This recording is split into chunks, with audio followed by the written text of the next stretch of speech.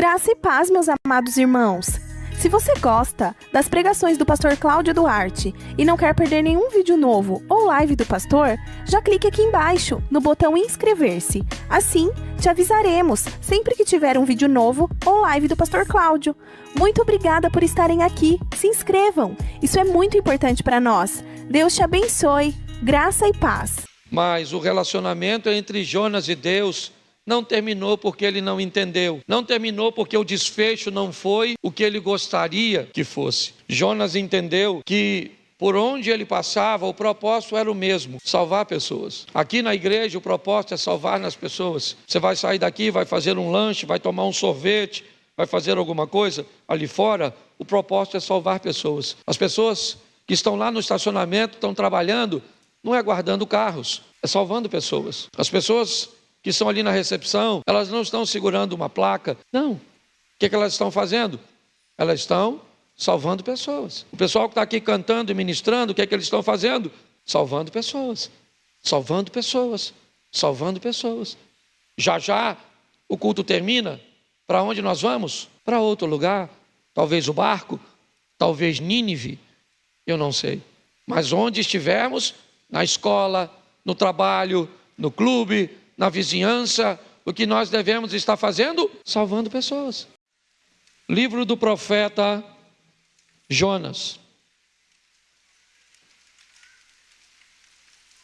Capítulo de número 1.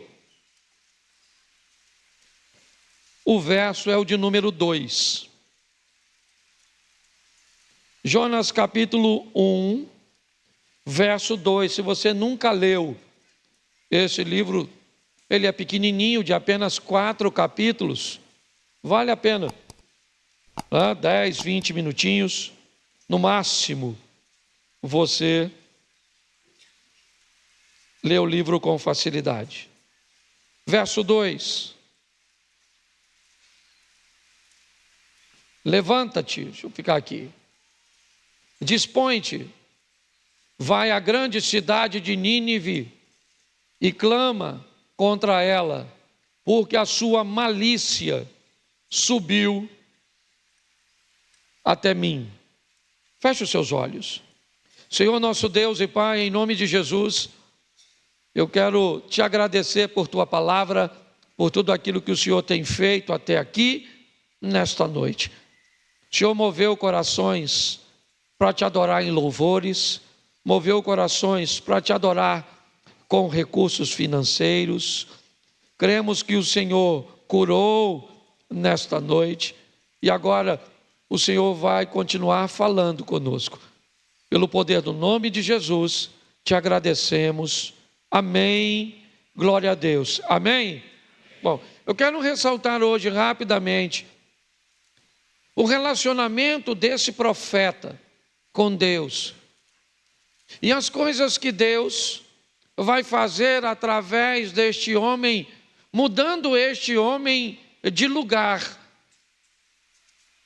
Em alguns momentos até parece que o Jonas está tomando algumas decisões erradas.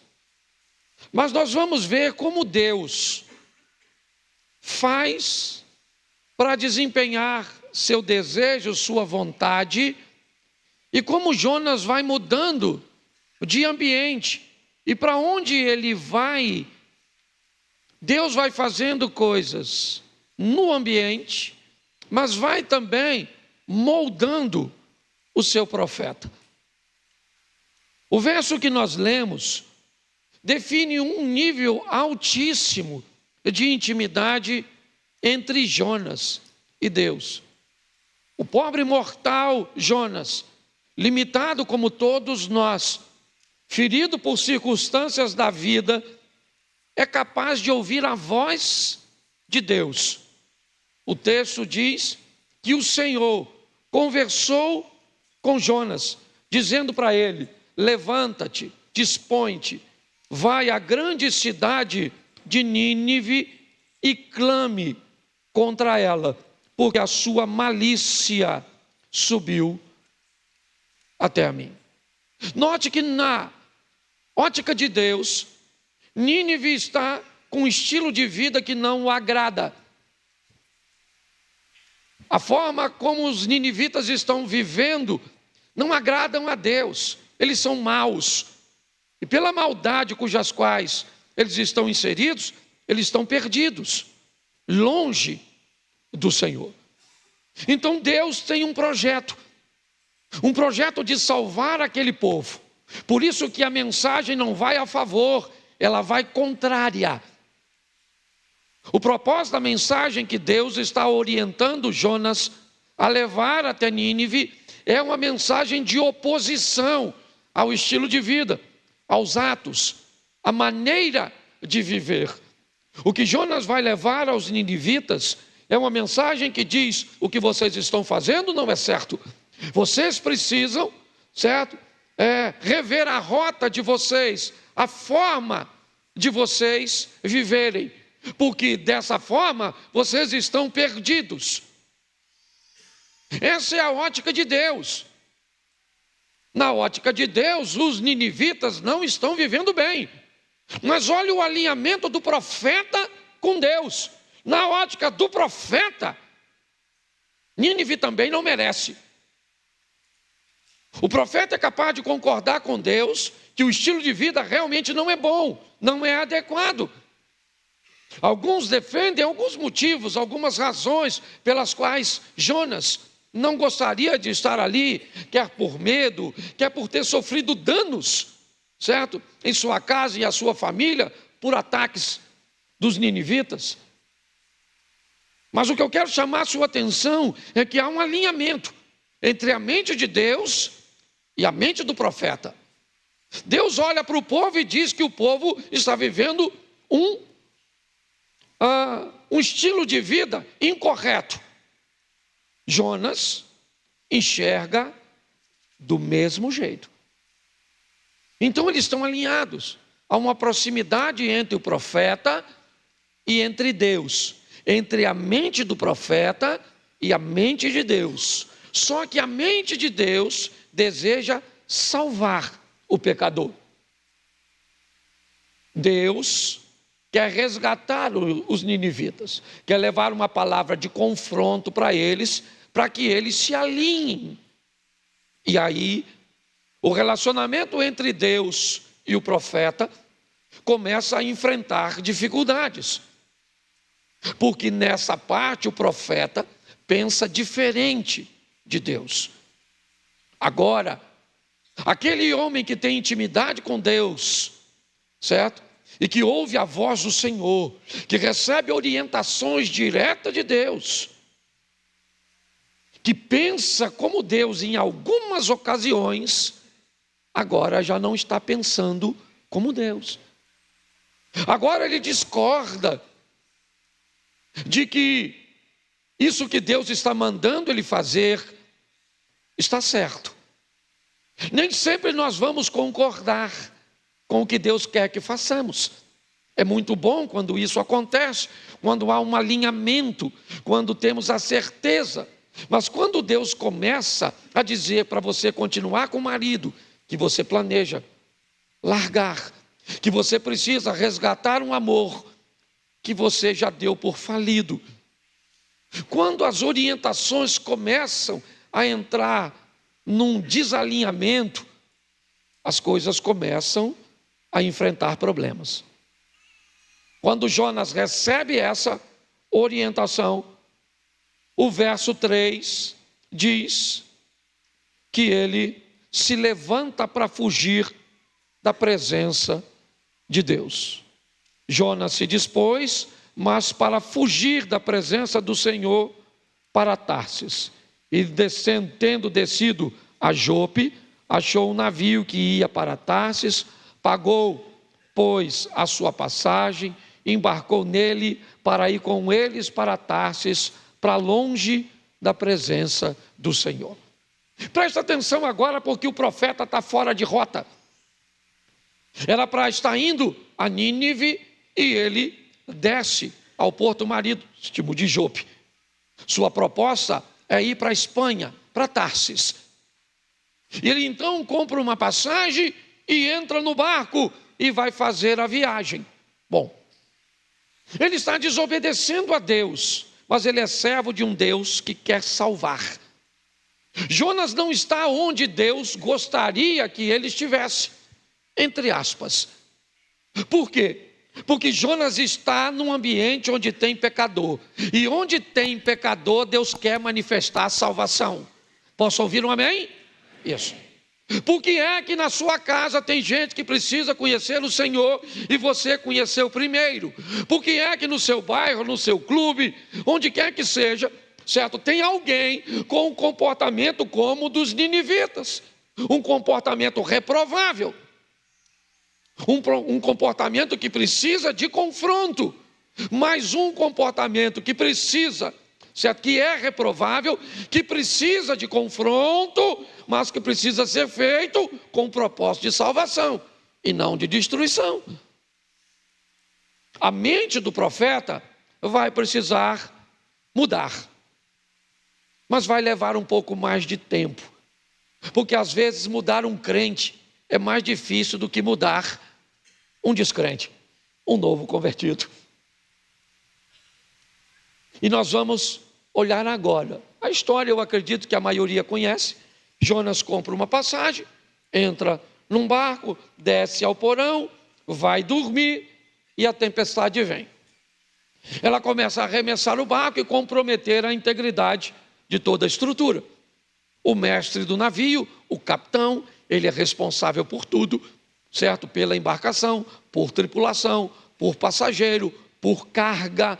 Ele começa a tomar algumas decisões para salvar o barco. Ele quer salvar o barco. Deus quer salvar as pessoas que estão no barco. É isso. Nós temos ali duas preocupações com salvação. Novamente nós temos um homem, o capitão do navio, o responsável, querendo salvar sua propriedade. O que ele quer salvar é sua embarcação. Ele quer salvar também toda a mercadoria que ele transporta. E obviamente quer salvar as pessoas de não morrerem afogadas. Mas há alguém nessa ocasião que está querendo salvar as pessoas. Não simplesmente de morrer afogado, mas de perderem, né, a oportunidade de estar novamente um dia com Deus em glória. Então, o problema está inserido. Jonas está dentro do barco, a tempestade veio, localizam Jonas e alguém pergunta a ele: quem você é? Identifique-se. De que povo? De onde você está vindo? Que Deus você serve? E Jonas então narra sua experiência do verso 2. Eu estava no local, Deus falou comigo que eu deveria ir para Nínive, mas eu fugi e vim para cá, comprei para fugir, né? Comprei essa passagem para fugir da presença de Deus. Antes um pouquinho disso acontecer, coloca o verso 5, por favor. Então os marinheiros, cheios de medo, clamavam cada um ao seu Deus. Note que a palavra Deus está com letra minúscula, o que descreve que cada um estava clamando aquilo que acreditava que era um Deus para eles. Tá certo? A tempestade está acontecendo e eles começam a clamar cada um ao seu Deus, usando estratégias, né? Quando o capitão viu que não daria para salvar tudo, vamos salvar pelo menos a embarcação e as vidas. Vamos criar mais flutuabilidade, deixando o barco mais leve. Jogam fora a carga. Tá certo. Cada um clama ao seu. Jonas, então, conta a sua história. Tá certo? E o verso 14... Põe o 14. Então clamaram ao Senhor e disseram: Ah, Senhor, rogamos que não pereçamos por causa da vida deste homem. Preste atenção que agora, aqueles que clamavam no verso 5, cada um ao seu Deus, estão em unidade clamando cada um ao Senhor, ao Deus de Jonas. Quando eles viram o que Deus de Jonas era capaz de fazer com um homem, a força que era capaz de tratar um desobediente, desalinhado com ele, eles deixam o verso 5, vão para o verso 14, cada um agora clamando ao Senhor. Então note que há um movimento dentro daquele barco, que o verso 16 vai, põe para a gente, por favor. Temeram, pois, estes homens em extremo ao Senhor e ofereceram sacrifícios ao Senhor e fizeram votos. Bom, agora está resolvido. O problema está resolvido. Certo? Temeram ao Senhor, fizeram votos ao Senhor, ofereceram sacrifícios ao Senhor, e agora aquele barco sabe quem é o Deus verdadeiro. Então está na hora de tirar Jonas de lá. A missão acabou. Deus salvou as pessoas que queriam. O barco está salvo, está tudo certinho, todo mundo lá dentro sabe que ele é Deus.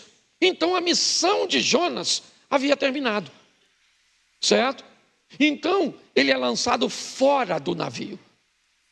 Isso precede um pouquinho o texto que eu estou dizendo, mas eu estou só te mostrando o que está acontecendo. Por que Jonas foi lançado do navio para fora? Porque a missão dele dentro do navio acabou. E quando a missão acaba, está na hora de ir embora. Está na hora de descobrir qual é a próxima missão.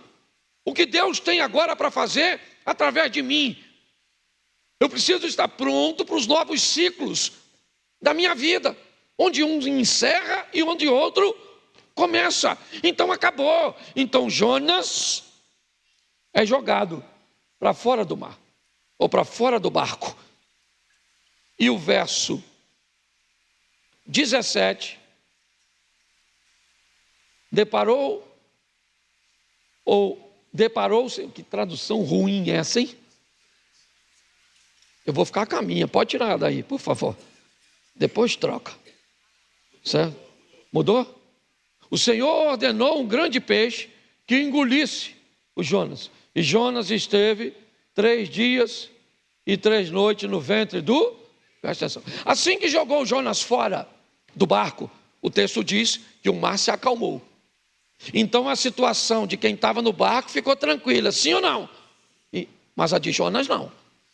O mar ficou calmo para o barco e ficou calmo para Jonas. Por quê? Porque o processo foi cumprido no barco, mas ainda não foi em Jonas. Então Deus facilitou a vida dos que estão no barco e já descobriram, e já aconteceu o que Deus queria, mas Jonas ainda precisa aprender uma lição. Então a história continua. Quanto mais rápido você aprende, mais rápido, né, as coisas costumam se tornar mais leves. Mas o verso seguinte, coloca para mim, o verso 1 do capítulo 2. Então, do ventre do peixe, orou ao seu, presta atenção, está lá no peixe agora. Pastor, como é que isso é possível? Bom, olha gente, não sei se você vê documentário, mas de um peixe hoje, é comprovado cientificamente, que tem como engolir um ser humano. Como esse ser humano ficaria vivo lá dentro? Aí é Deus. Mas engolir, você viu esse dia o cara no Chile? Engoliu com caiaque e tudo. Viu? Certo? Mas graças a Deus devolveu. O cara Achei até que era Jonas, certo? Mas estava de caiaque. Eu falei, não. Tá certo. Mas presta atenção. Agora, lá do ventre do peixe, o Jonas vai orar ao Senhor. Ele vai clamar ao Senhor e a oração que ele faz é algo sensacional. Vamos lá. Na minha angústia, clamei ao... Isso. Lembra desse texto? Alguém lembra dele? Na verdade, ele não está orando, ele está recitando o Salmo 120. Na minha angústia, eu clamei ao Senhor. Lembra? Falando da alma dele. Livra-me, Senhor, da língua enganosa. O que será dado à língua enganosa? Brasas vivas de zimbros, setas, né? Todo o texto do Salmo 120. Ele está clamando e dizendo, na minha angústia, clamei ao Senhor e Ele me respondeu. Ele está recitando o Salmo 120, agora em sua oração. Mas, no verso 9, 2:9, me ajuda aí, irmão. Esse computador nosso, só a graça do Eterno. Mas com a voz do agradecimento, eu te oferecerei o que votei ao Senhor pertence. Preste atenção. Olha a conversa que ele está tendo com Deus. O que Deus está querendo com tudo aquilo? Salvar Nínive. Certo? Ele queria? Não. Então ele foge e entra no barco e Deus diz, então tá bom, vou te usar para salvar essa turma que está no barco. Salvou a turma que está no barco? Então sai do barco e vai.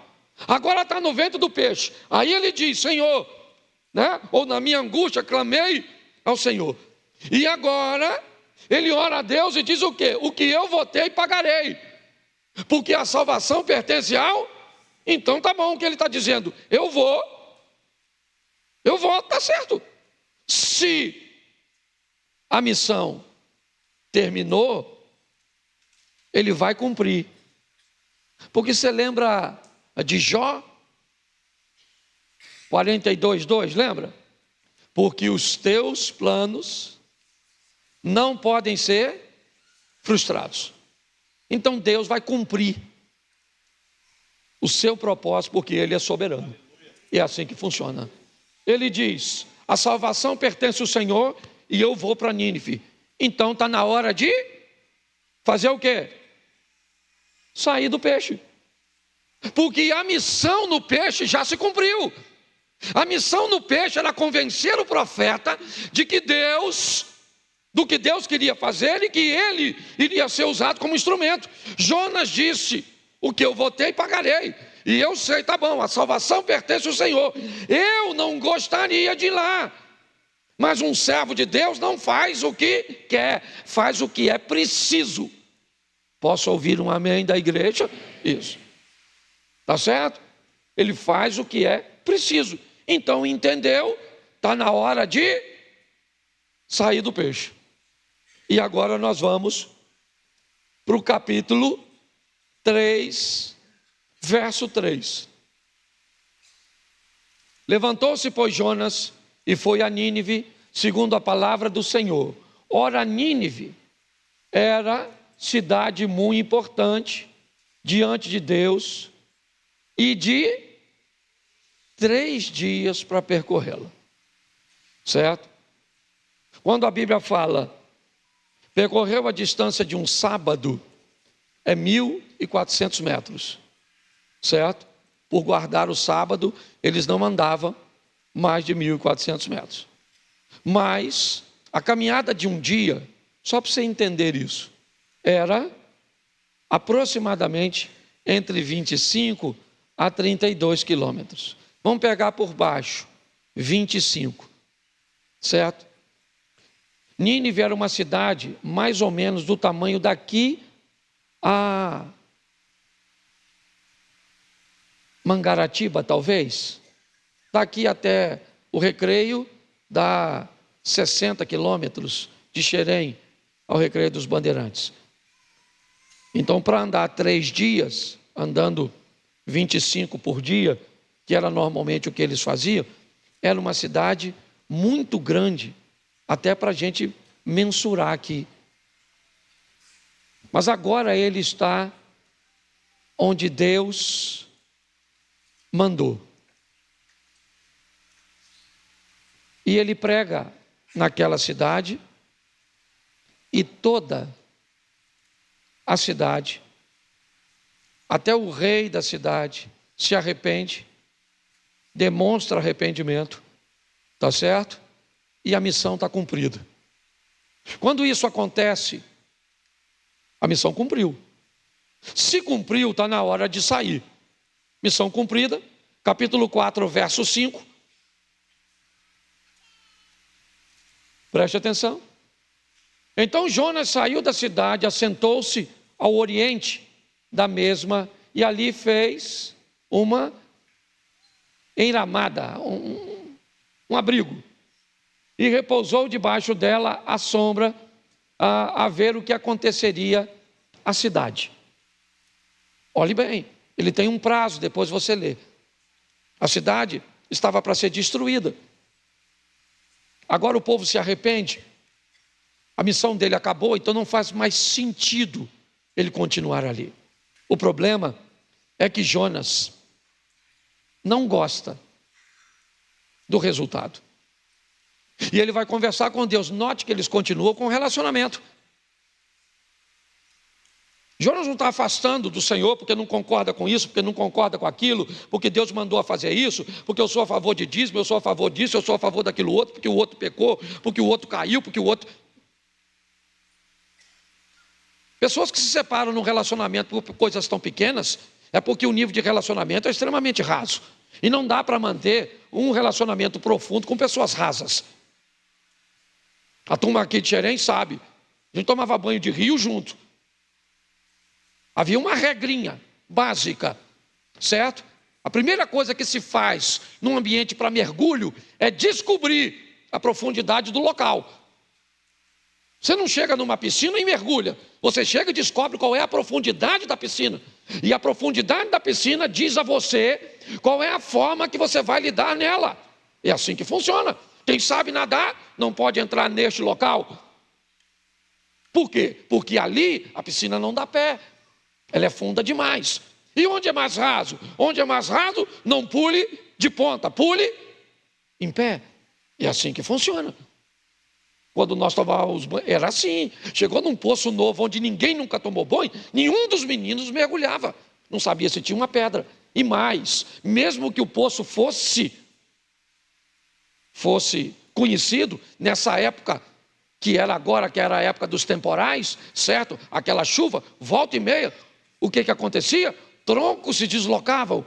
E se o poço era novo, mas uma tempestade aconteceu recentemente, nenhum dos meninos entrava nem no lugar que já conhecia da mesma forma, e sim com muito mais cuidado.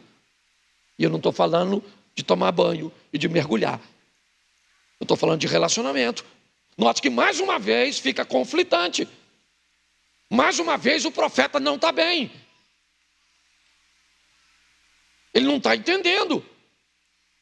Então ele começa a reclamar com Deus. Eu sabia que o Senhor ia perdoar esse povo. Eu sabia, por isso é que eu não queria vir aqui. E aí Deus precisa novamente. Já salvou a turma do barco, já salvou a turma de Nínive, só precisa educar seu profeta. Fazer com que ele entenda que há um propósito maior, que suas perdas particulares não podem mudar a sua ótica a respeito de Deus. Então, a história precisa continuar. Capítulo 4, verso 6. Então, fez o Senhor Deus crescer uma planta, que subiu por cima de Jonas, para que fizesse sombra sobre a sua cabeça, a fim de o livrar do seu desconforto.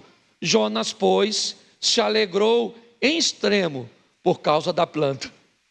Olha só, ele tinha quase desmaiado por causa do calor. Então ele busca um abrigo, como nós vimos, mais uma planta, certo? Uma trepadeira, ela vai rapidamente, milagrosamente, certo? Num período muito rápido, cobrir todo o ambiente. E o Jonas descobre que aquilo é um milagre e que Deus continua com ele, mesmo eles não estando tão alinhados assim. Ele está feliz, certo? Porque a planta, verso 7, mas Deus no dia seguinte, na manhã, ao subir da alva, enviou um verme, o qual feriu a planta e esta secou. Agora o Jonas ficou bravo. Note que hora ele está feliz, hora ele está bravo, hora ele está afim, hora ele não está. Está lembrando de alguém? Deu para lembrar? Tem hora que as coisas estão boas, tem hora que não estão, tem hora que a notícia é favorável, tem hora que não quer, tem hora que você vai para o céu, tem hora que você fala que o inferno talvez seja melhor. Você está entendendo? Tem hora que... Você consegue entender? Agora, a felicidade de um dia vira tristeza no outro, porque a planta morreu. Ai, Jonas. Deus vai conversar com ele, porque Deus quer mostrar para ele que ele está preocupado com a morte de uma planta, mas não se preocupa com a morte de vidas. Então, põe aí o verso seguinte. E descendo o sol, Deus mandou um vento que bateu na cabeça de Jonas, de maneira que desfalecia, pelo que pediu para si dizendo que melhor é do que. Aí quem é que vem? O terapeuta. Então perguntou Deus a Jonas: é razoável essa tua ira por causa da planta? Ele respondeu: é razoável a minha ira até a morte. Note que ele está nervosinho conversando com Deus. E aí Deus falou: você tem compaixão da planta que não custou seu trabalho. Ele falou: quem criou a planta fui eu, então quem mata a planta sou eu, o qual não fizeste crescer, e numa noite... Isso, parece um texto do Novo Testamento, lembra? Lembra quando Deus falando sobre a glória de Salomão? Os lírios do campo, que hoje e amanhã, certo? Olha só, numa noite nasceu e numa noite pereceu. Verso 11. Não hei eu de ter compaixão de uma grande cidade de Nínive, em que há mais de 120 mil pessoas que não sabem discernir entre a mão direita e a mão esquerda, e também muitos animais. Vamos lá?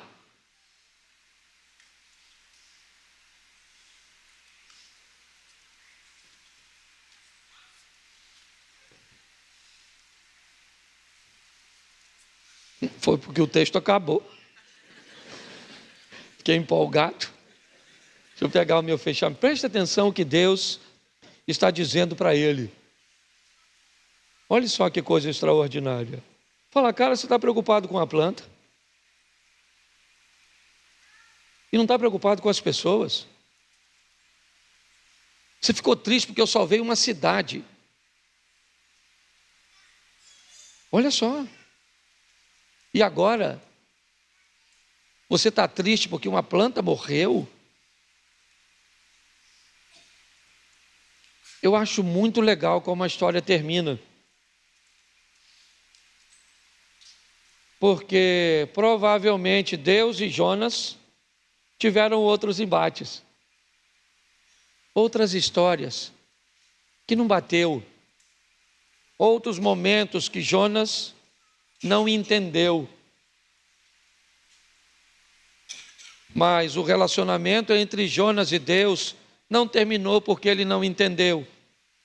Não terminou porque o desfecho não foi o que ele gostaria que fosse. Jonas entendeu que por onde ele passava, o propósito era o mesmo: salvar pessoas. Aqui na igreja o propósito é salvar nas pessoas. Você vai sair daqui, vai fazer um lanche, vai tomar um sorvete, vai fazer alguma coisa ali fora, o propósito é salvar pessoas. As pessoas que estão lá no estacionamento, estão trabalhando, não é guardando carros. é salvando pessoas. As pessoas que estão ali na recepção, elas não estão segurando uma placa. Não. O que elas estão fazendo? Elas estão salvando pessoas. O pessoal que está aqui cantando e ministrando, o que eles estão fazendo? Salvando pessoas. Salvando pessoas. Salvando pessoas. Já já o culto termina. Para onde nós vamos? Para outro lugar. Talvez o barco, talvez Nínive, eu não sei. Mas onde estivermos, na escola, no trabalho, no clube, na vizinhança, o que nós devemos estar fazendo? Salvando pessoas. Levando pessoas a conhecerem ao Deus que você conhece. Quem são essas pessoas? Todas elas. As que você gosta e as que você não gosta. As que você acha que merece e as que você acha que não merece. A salvação é para todos. Seja essa pessoa um estereotipo do cujo qual você se agrada ou você concorda, esteja ela vestida do jeito que estiver, se ela está sóbria, se ela está dopada, se elas mantêm relacionamentos heterossexuais ou homoafetivos, se elas são de direita ou de esquerda, se são políticos ou empresários. Qual é a diferença que isso faz para você, Jonas? Talvez muita. Para Deus, nenhuma. Desde que uma mensagem de confronto seja lançada, desde que um arrependimento venha a ser trazido pelo mover do Espírito Santo, desde que uma conversão se estabeleça e desde que as crises vividas nesse processo não nos afastem de Deus. Essa ausência nossa de entendimento da totalidade, que faz com que eu não queira que aconteça assim, eu não concordo com aquilo, reclamo de uma coisa, mas tolero outra, certo? Como diz a Bíblia, eu vou coar um mosquito e vou engolir um camelo, deixo passar algo grande, mas vou apontar defeitos pequenos. O processo é salvar pessoas. E quem ele vai usar? Eu e você. Porque Jonas, ele não está mais aqui. Nínive também não. Aqui é Mantiqueira, Xerém, Santa Cruz da Serra, Figueira, Saracuruna. Aqui é Duque de Caxias, é Nova Iguaçu. Aqui é o Rio de Janeiro. É assim que funciona. São as pessoas que precisam ser alcançadas. Assim que eu cheguei na igreja, hoje, uma menina me chamou. Pastor, eu preciso falar com o senhor.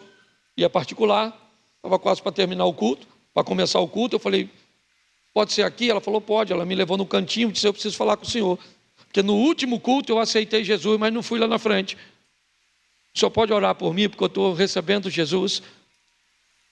E alguém recebeu Jesus antes do culto começar. Porque Deus é quem salva. Então eu não sei o que você veio fazer hoje aqui. Talvez só ouvir uma palavra. Nem todo mundo encontrou Jesus no mesmo dia. Mas talvez você tenha sido trazido hoje aqui. Porque esse é o barco, eu sou o Jonas. E talvez hoje você faça parte da tripulação.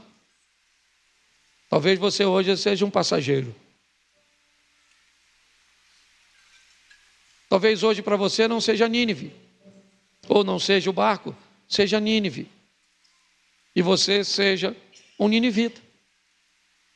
Que Deus usou o louvor, a oferta, a palavra, para alcançar você.